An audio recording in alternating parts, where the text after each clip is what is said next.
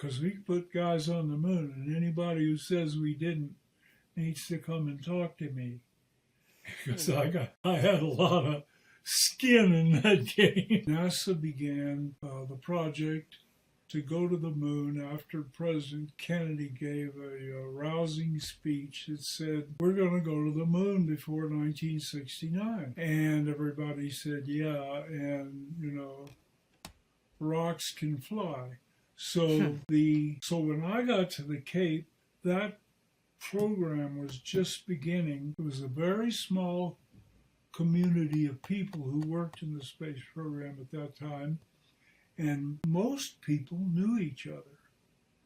And the astronauts were just a bunch of pilots who came from various services. They were all ex-service people, and we got to know each other. And what was your involvement with the Apollo mission and then the Viking mission? Could you talk a little bit about those two? Apollo flew on a rocket launch vehicle, a booster called the Saturn V, which was a big monster 3-stage booster. And it had a brain, sort of, a stage of the rocket at the top called the instrument unit. And the only thing that was in the instrument unit was electronics, and IBM had the contract for the instrument unit.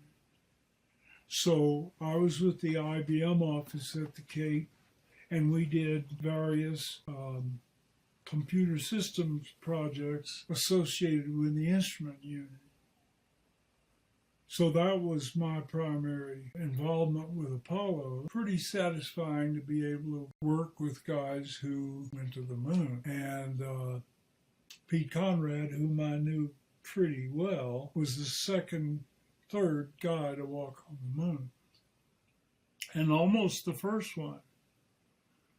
But he was kind of a temperamentally, not frivolous, but playful sort of guy. And I think NASA wanted a more serious chap, so Neil Armstrong got that job. I didn't know Neil Armstrong. I guess he didn't like cars. Yeah. So that was the era.